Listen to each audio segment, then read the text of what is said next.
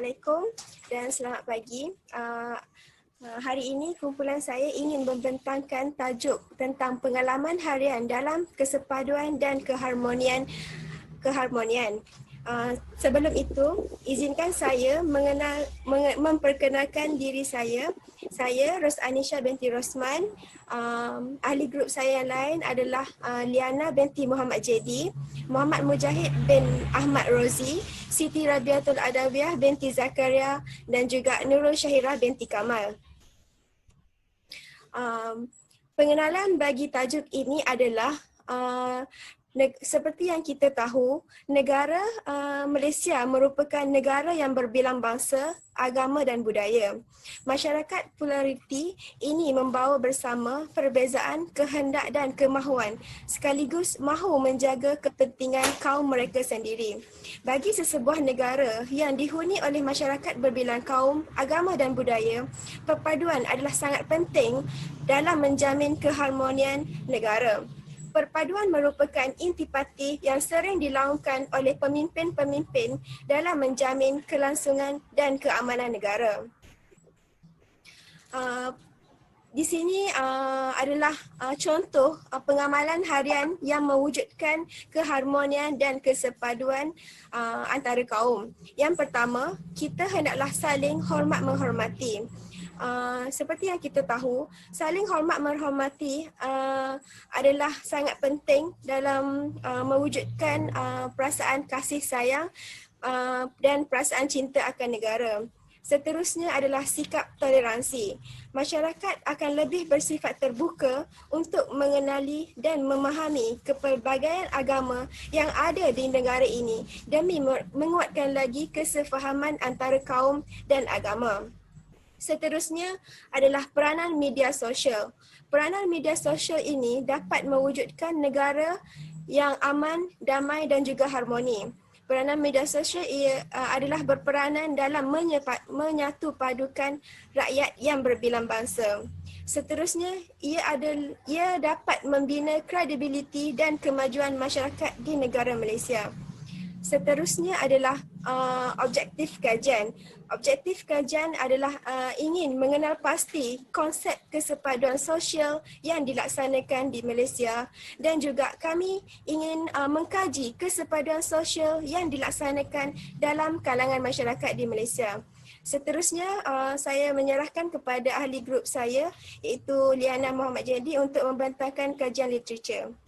Unity in Diversity dan kesan-kesan positif kesepaduan dan kepelbagaian etnik masyarakat yang terdiri daripada etnik utama iaitu Melayu, Cina, India dan beberapa etnik lain di Sabah dan Sarawak. Masyarakat pula bermaksud satu kelompok manusia yang hidup bersama dan saling bekerjasama sehingga dapat membentuk sebuah organisasi sebagai kesatuan sosial yang mempunyai batas-batas tertentu.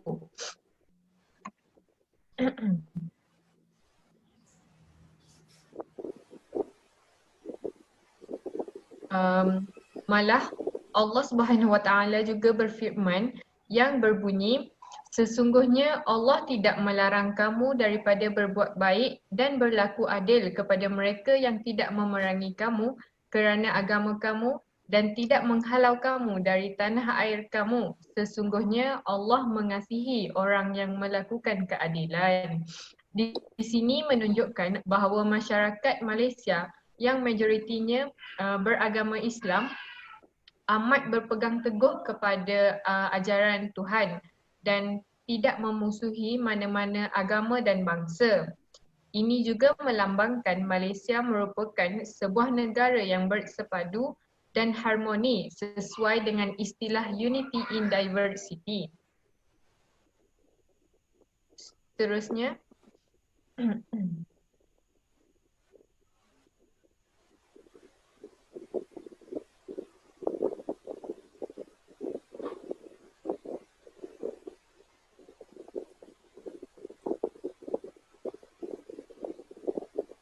seterusnya ialah kesan-kesan positif daripada kesepaduan di Malaysia. Yang pertama, dari segi kepelbagaian budaya. Kita dapat lihat budaya Melayu diamalkan dengan pemakaian batik oleh setiap kaki tangan kerajaan maupun swasta pada setiap hari Khamis. Budaya masyarakat Cina pula melalui pemberian angpau pada hari perayaan, dan India dalam majlis perkahwinan, iaitu adat persandingan dan pemakaian inai. Seterusnya melalui makanan. Pelbagai masyarakat datang mengunjungi kedai-kedai makan untuk meluangkan masa bersama kawan-kawan maupun keluarga. Kedai-kedai atau restoran dijadikan sebagai platform untuk penyatuan pelbagai kaum. Di sini menunjukkan masyarakat Malaysia dapat hidup bersatu padu tanpa ada sikap rasism atau perkauman. Seterusnya dari segi seni muzik. Baru-baru ini ada ditayangkan di salah satu program di TV3, iaitu mengenai seorang penduduk Kelantan yang berbangsa Cina yang sangat aktif dalam mempertahankan seni Melayu, iaitu wayang kulit. Di sini menunjukkan sikap kematangan dan minda yang terbuka oleh masyarakat di Malaysia walaupun berbeza agama dan kaum. Sekian itu saja daripada saya. Seterusnya Muhammad Mujahid.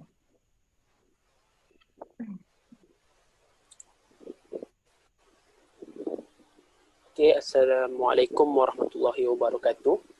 Saya Muhammad Mujahid. Nah, ini akan membentangkan bab 3, iaitu metodologi kajian. Metodologi kajian ini adalah satu kaedah penyelidikan dan juga satu teknik untuk mereka bentuk, mengumpul dan juga menganalisis data supaya dapat menghasilkan bukti dan sumber yang boleh menyokong kajian yang telah dilakukan.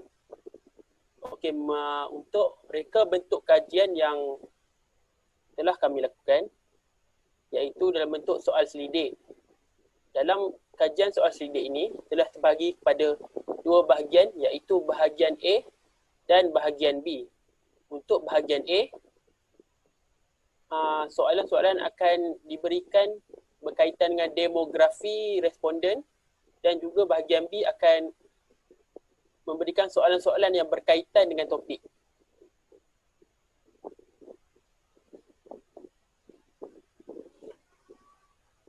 Ini adalah carta alir kajian untuk metodologi kajian yang kami lakukan. Yang pertama ialah penyediaan borang kaji selidik. Kedua ialah selepas itu pengagihan secara rawak. Seterusnya akan membuat pengumpulan daripada responden data-data itu. Keempat, data-data itu akan dianalisis daripada apa yang telah dikumpul daripada responden. Dan terakhir adalah membuat rumusan kajian.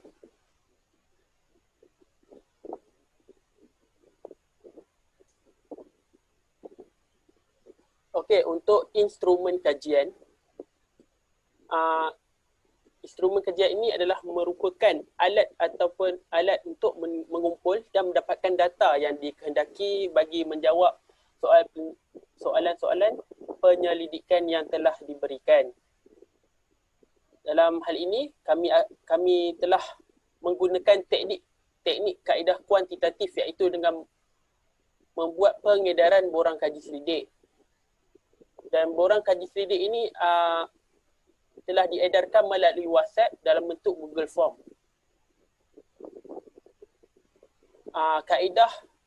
Kami memilih kaedah pengedaran melalui WhatsApp ini kerana terkait dengan apa yang terjadi pada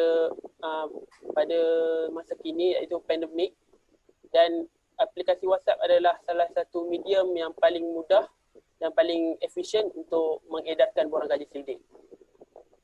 Dan untuk pensampelan, kami melakukan pensampelan secara rawak, iaitu seluruh Malaysia. Dan hasil daripada persampalan yang kami dapatkan ialah sebanyak 120 sampel.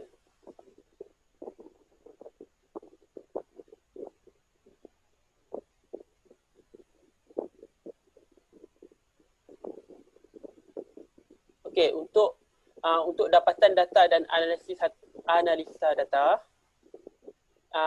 melalui tajuk apa yang dikaji iaitu pengalaman harian dalam menjalankan kesepaduan dan keharmonian, kami mengedarkan borang kaji sidik melalui aplikasi WhatsApp yang terbahagi kepada bahagian A dan B. Setelah data-data itu dikumpul, data itu akan dikumpul setelah mencapai target responden kami, dan seterusnya akan direkod dalam bentuk carta pie.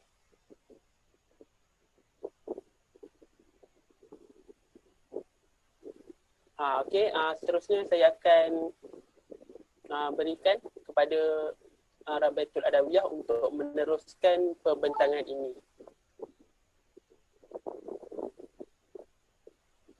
Okey, saya teruskan. Nama saya Siti Rabiatul Adawiyah binti Zakaria. Seterusnya kita ada dapatan kajian dan juga perbincangan. Di dalam bahagian A iaitu soal demografi, didapati catatkan peratus respon mengikut jantina di mana perempuan majoriti adalah kami punya responden iaitu mewakili 66.3% dan lelaki sebanyak 33.7%. Seterusnya responden mengikut bangsa di mana majoriti responden kami daripada bangsa Melayu iaitu 81.9%. Yang carta 3 adalah peratusan responden mengikut kategori umur di mana majoriti responden kami adalah berumur di antara 20 hingga 25 tahun iaitu 57.4%. Dan carta keempat adalah peratusan responden mengikut taraf pendidikan di mana majoriti adalah daripada ijazah sarjana muda iaitu 9%.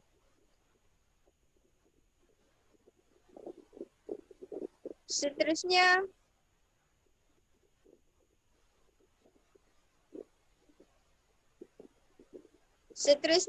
adalah carta kelima iaitu memelihara hubungan baik sesama jiran dapat menjamin hidup bermasyarakat.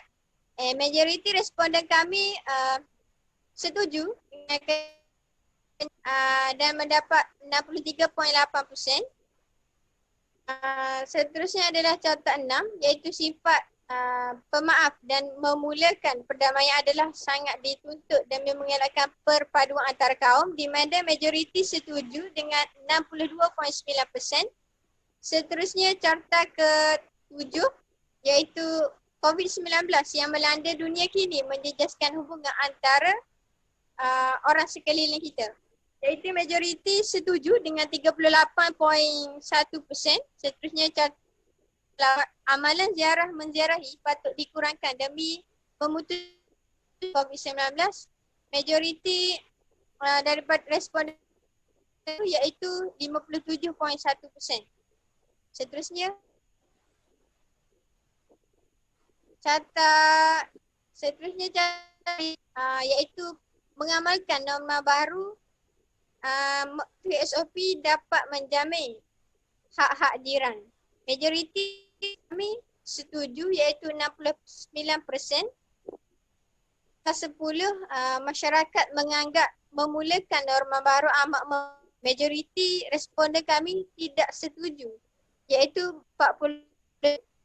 Dan carta 11 penyataan kita sebagai rakyat Malaysia menitik beratkan dan menghormati nasihat-nasihat yang telah disalurkan oleh KKM melalui media masa dan mesej peringatan yang sering terpam telefon anda. Majoriti responden kami setuju iaitu 5.3%. Dan carta 12 bagi membasmi pandemik yang merebak pada hari ini, kita perlu dalam membuat sesuatu keputusan bagi menyelesaikan masalah untuk kesepaduan. Di sini didapati bahawa majoriti setuju dengan 64.8%. Seterusnya, carta ke Aisyah seorang sukarelawan yang sangat baik hati. Beliau sering aktiviti-aktiviti kesukarelawan bagi menyemai semangat perpaduan dan dalam diri. Di sini didapati bahawa listen daripada respon kami, majoriti adalah setuju, dan kemungkinan 14 kita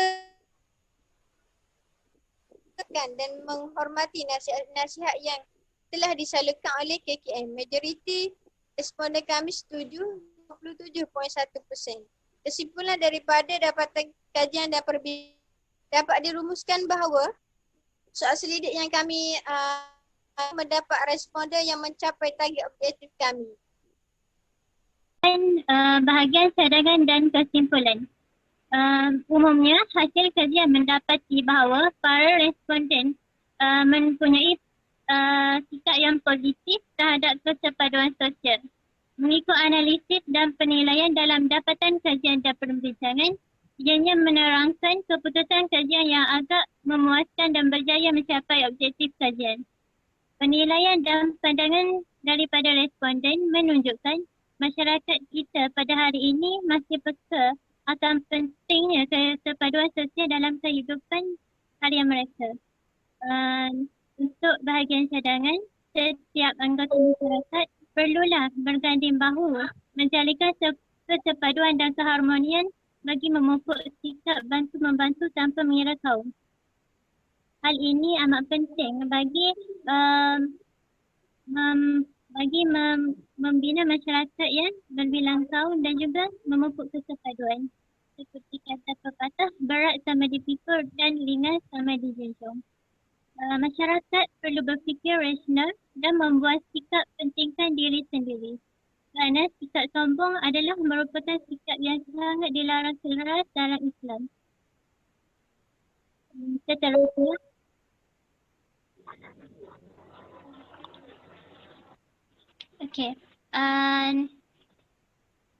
cadangan terbahagi kepada 3, iaitu untuk cadangan kepada penyelidik akan data, masyarakat dan juga kerajaan. Bagi penyelidik akan datang, penyelidik akan datang mestilah membuat lagi pengkajian mengenai topik seperti ini, serta mereka perlulah mendalami lagi tajuk ini. Suka untuk pengkaji rumuskan bahawa penyelidik akan datang mestilah mendalami lagi tajuk ini, contohnya melakukan penyelidikan berasaskan kehidupan beragama. Contohnya melakukan penyelidikan berasaskan agama dalam sesuatu etnik mengikut cara kehidupan masyarakat pelbagai etnik itu sendiri.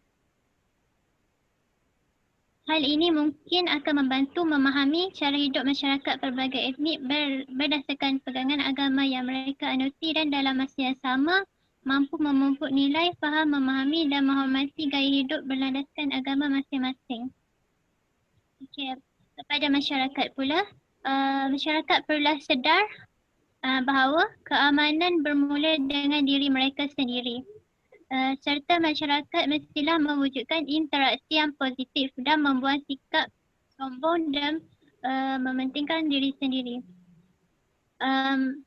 Masyarakat juga mestilah memahami antara satu sama lain.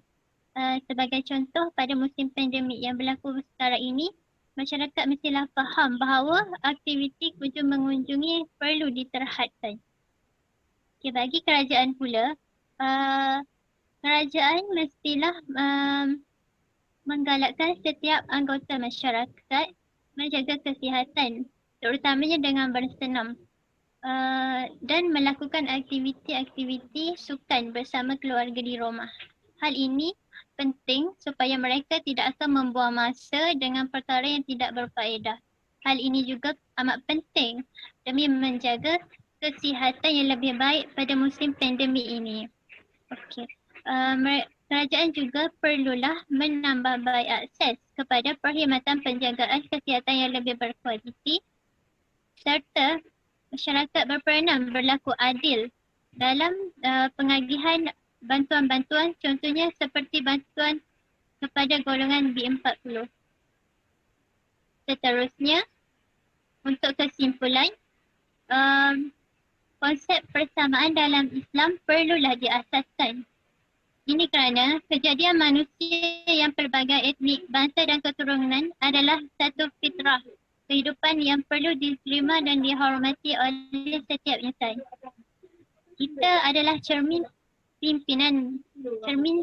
pemimpin dalam masyarakat mendatang. Jika kita baik, maka baiklah Malaysia, begitulah juga sebaliknya.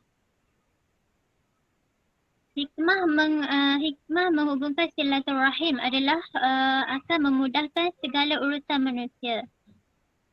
Dan sebaliknya, pesan memutuskan silaturahim, kehidupan akan dibelenggu kesusahan dan rasa tidak aman. Selaras dengan sabda Rasulullah SAW, sesiapa yang ingin rezekinya dimurahkan dan umurnya dipanjangkan, maka hendaklah dia menghubungkan silaturahim. Sekian itu sahaja daripada saya dan juga daripada kami. Terima kasih.